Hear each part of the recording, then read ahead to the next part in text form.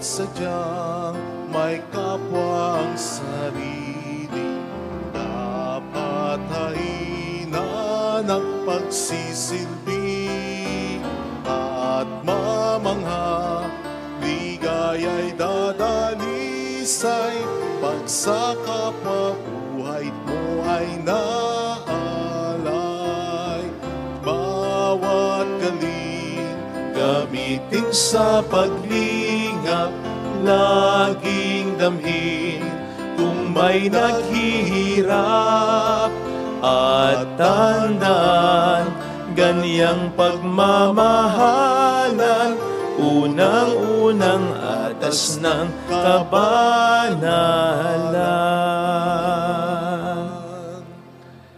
Sumainyo ang Panginoon. At sumaiyo rin. Ang mabuting balita po ng Panginoon ayon kay San Lucas. Papuri sa iyo, Panginoon. Noong panahong yon, sinabi ni Jesus sa kaniyang mga alagad, maging mahabagin kayo, gaya ng inyong Ama. Huwag kayong humatol at hindi kayo hahatulan ng Diyos. Huwag kayong magparusa at hindi kayo parurusahan ng Diyos. Magpatawad kayo sa inyong kapwa at patatarawarin kayo ng Diyos. Magbigay kayo at bibigyan kayo ng Diyos. Sustong takal, siksik, liglig at umaapaw pang ibibigay sa inyo. Sapagkat ang takalang ginagamit ninyo sa iba ay siya rin gagamitin ng Diyos sa inyo. Mga kapatid, ang mabuting balita po ng Panginoon. Pinupuri ka namin, Panginoong Hesukristo. Welcome sa Our Lady of La Salette, Quasay Parish, kung saan ayos lang umiyak. Asamahan tayo ng mahal na ina sa pag-iyak at sa pagdarasal upang maging maayos ang lahat. Narinig po natin sa ating ebanghelyo ang utos ng Panginoon sa atin. Huwag daw tayong humatol at hindi tayo hatulan ng Diyos.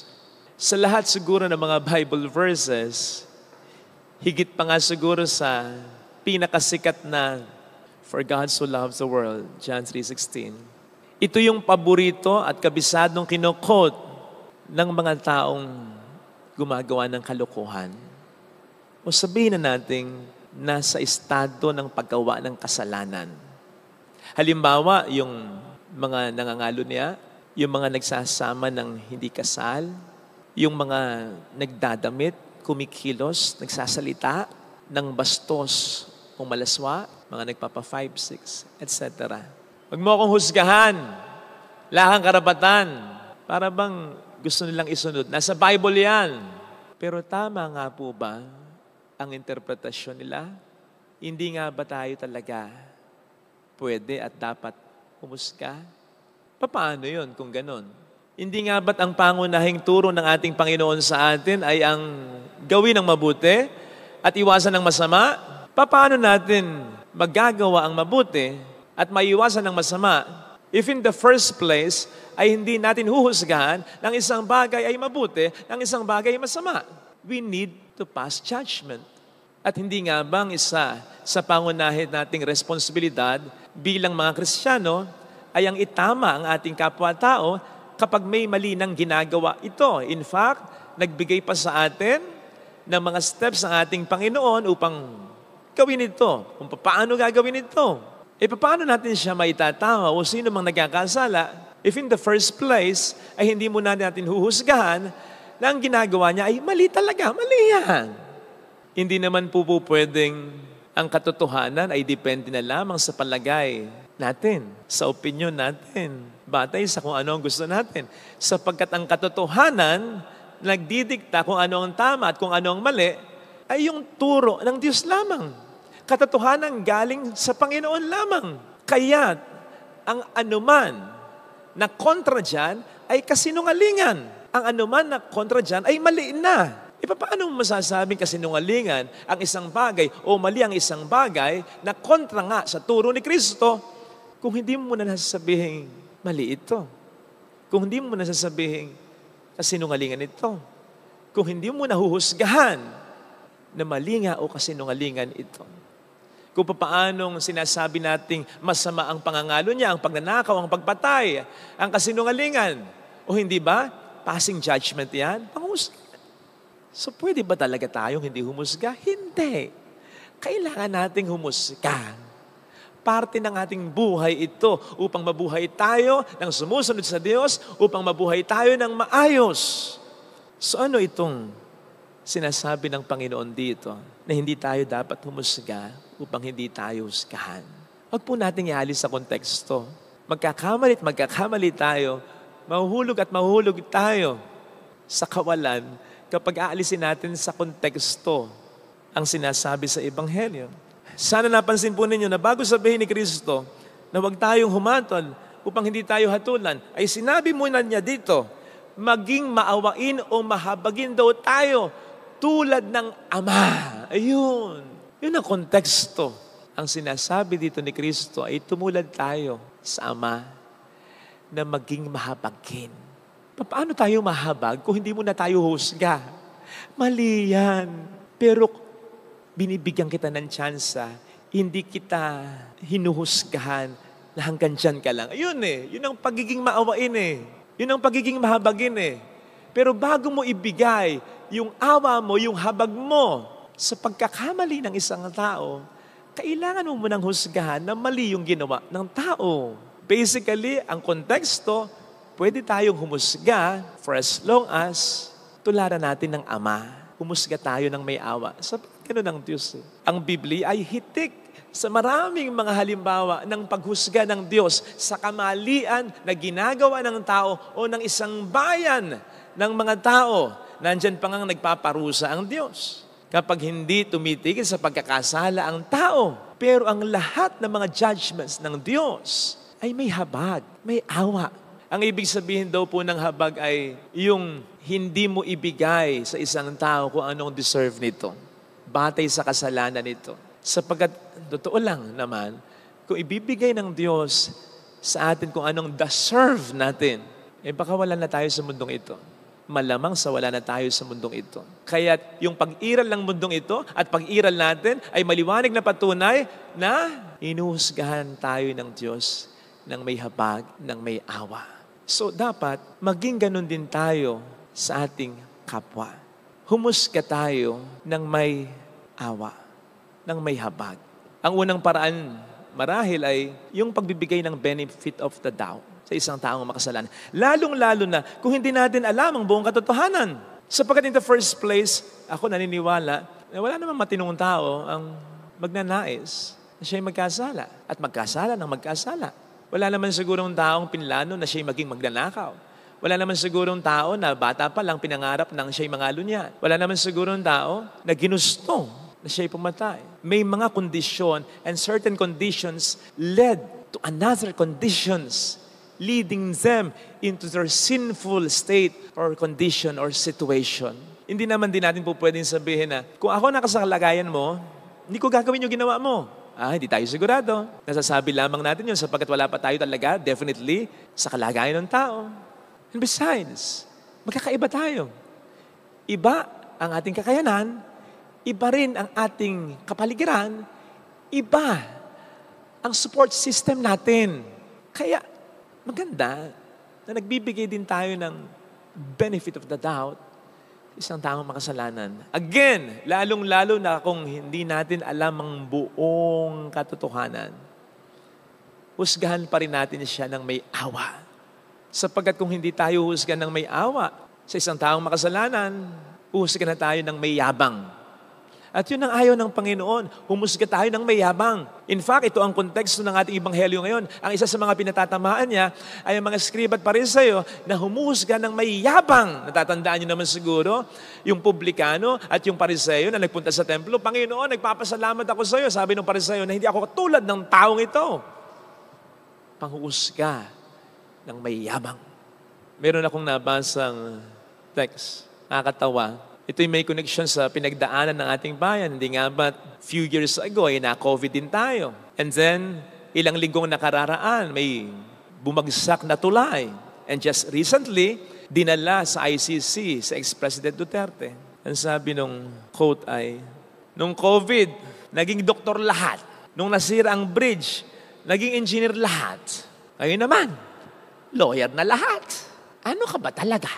Kung sasagutin ko yung tanong na yan, yung ano ka ba talaga? Sasagot ko, wala lang, talagang mapanghusga lang. Huwag tayong humusga ng walang awa, ng walang habag, sapagkat bagyang gibot, manghuhusga na tayo. Magiging judgmental na tayo. At yun ang ayaw ng ating Panginoong Hesukristo. Pag naging judgmental na tayo, mawawala na yung benefit of the doubt. Karaka, mabilis, husga na agad. Batay sa nakikita lang natin, batay sa pagmumukha lang ng tao, batay sa pamilya lang ang pinagbulan ng tao. Ayun ang ayaw ni Kristo. Hindi natin alam ang pinagdaraanan ng tao. Hindi natin alam ang nasa kanyang kalooban. Hindi natin pinangatwiranan ang kanyang kasalanan. Ang kasalanan ay kasalanan. Pero husgahan ang kasalanan, huwag yung makasalanan. Sa totoo lang, ina-apply naman natin yung pagbibigay ng benefit of the doubt. Very good tayo dyan. In fact, binibigay natin ito sa makasalanan na talagang ina-apply natin ang lubusan. Benefit of the doubt. Yun nga lamang, ina-apply natin ito sa makasalanan kapag tayo na yung makasalanan. Diba, pag nagkakamali tayo, agad sinasabi natin, sorry, hindi ko sinasadya. Puyat lang ako. Mainit lang ang ulo ko. Pagod lang ako. O, diba? Para bang sinasabi mo, bigyan mo ako ng benefit of the doubt mo. Wag mo naman ako agad husga, ha? At yung expression natin na, tao lang. O, diba? Na okay lang naman na ipagmakaawa natin yung ganyan kung totoong hindi natin pinagplanunan at hindi natin kagustuhan ang ating kasalanan. Pero sana i-apply din naman natin yan sa iba. Sa iba. Bigyan din natin sila ng panghuhusga na may awa at habag. Huwag nating i-generalize ang pagkatao nila. And that leads us to our second point, briefly na lang. Husgahan natin yung kasalanan at hindi yung tao. Huwag nating i-generalize sa tao yung kasalanan ginawa niya. Na ikaw, bastos ka nang talaga. Na ikaw, magnanakaw ka nang talaga. Na ikaw, GAGO ka na talaga. Di ba yung sabi ng Panginoon, huwag kang magsasabi ng ulul sa isang tao. Kahit nga po bata sabihan natin lagi ng bobo. Most likely, kahit may talino pa yung batang natitira, lalaking bobo. Pangangatawan na niya yung kanyang pagiging bobo. Huwag nating ipaangkin sa tao yung kasalanan niya. Sapagkat walang taong nagplano, matinong taong nagplanong magkasala siya. At wala din namang matinong tao na nagpaplanong habang buhay na akong ganito. Nag-iisip pa yan? Kahit konti. At you just cannot underestimate the power of man's conscience. Kahapon, sabi natin, do not underestimate the power of prayer. May mga nagdarasal para sa pagbabago niyan. Hindi natin alam kung ano lalaro sa isip at sa puso niyan. Pero bigyan natin ng benefit of the doubt sapagkat tao rin din naman yung tulad mo. Pero hindi lamang basta tao. Anak yan ng Diyos. May konsensya yan. So wag nating ikabit sa Kanya. Wag nating ipilit, ipayakap sa Kanya yung kasalanan niya. Bigyan natin siya ng choice pa rin. Ng atmosphere pa rin. Ng kalagayan pa rin upang magbago siya. Huwag natin siyang puwersahing, yakapin na lang habang buhay ang kasalanan niya sapagkat hinusgahan na natin ang buong pagkatao niya. O di ba't ang ating Panginoon, tinatawag pa rin naman niya sa mga pangalan kahit yung mga makasalanan. Hindi niya tinatawag ang mga tao batay sa kanilang kasalanan. Ito sanang ipagdasal nating biyaya sapagkat sa araw-araw ng ating buhay, kailangan nating humusga. Kailangan nating manghusga. Manghusga ng kung ano ang tama na dapat nating gawin at kung ano yung mali na dapat iiwasan natin. Maging tama nawa ang panghuhusga natin. Humusga tayo ng may habag, ng may awa. Humusga tayo ng kasalanan at hindi ng makasalanan. Amen. Ilagay natin ang ating kanang kamay sa tapat ng ating puso.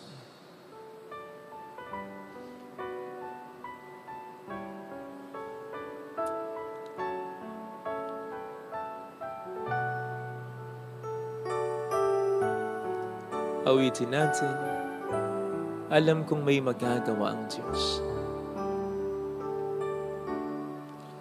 Alam kong may magagawa ang Diyos. ang Diyos. Makapangyarihan siya. Alam kong may magagawa Walang imposible sa Kanya. ang Diyos. Kung ako'y magtatapat, Kung ako'y magtatapat sa Kanya'y maglilingkod, sa Kanya'y maglilingkod, alam kong may magagawa ang Diyos. may magagawa ang Diyos. Alam kong diringkin ng Diyos ang sama, sapagkat mahal niya ako. Diringgin ng Diyos ang samo ko. Alam kong diringkin ng Diyos ang samo ko. Alam kong diringgin ng Diyos ang samo ko. Kung ako'y magtatapat, Kung ako'y magtatapat sa Kanya'y maglilingkod, sa Kanya'y maglilingkod, alam kong diringkin ng Diyos ang samo. diringgin ng Diyos Pikit natin ang ating mga mata. samo ko. Panginoon, salamat at hindi mo ko hinuhusgahan ng walang awa. Makita ko nawa ang mga pagkakataong ibinibigay mo para ako'y magbago. Wag ko nawang sayangin ang mga pagkakataong ito na ako'y mas lalo pang maging kalugod-lugod sa iyo, na matalikuran ko na ang mga kasalanan ko, pati mga pangit na pag-uugali ko. Tulungan mo ako, Panginoon, na maging ganito rin ang disposisyon sa kapwa ko. Sa kapwa kong hindi kasing galing ko, sa kapwa kong hindi kasing listo ko, sa kapwa kong hindi kasing madasalin ko, sa kapwa ko na hindi kasing buti ko. Huwag nawa akong humusga ng walang pakundangan. Mayroong magandang mangyayari. Sapagkat kung anong takalang binibigay at ginagamit natin sa iba, yun din ang takalang gagamitin sa atin ng Panginoon. Napakahirap na mangyari na sa harap niya ay humingi tayo ng konsiderasyon. Lord, patawarin mo ko. Gayong sasabihin naman niya sa atin, hindi ka nagbigay ng konsiderasyon sa kapwa mong nagkasala sa iyo, sa kapwa mong humingi ng tawad sa iyo. Paano kita patatawarin? Di mo naman pinatawad ang kapatid mo. Papuri sa Ama at sa Anak sa Espiritu Santo. Kapara ng sa unang una, ngayon, magpakailanman, magpasawalang hanggan. Amen.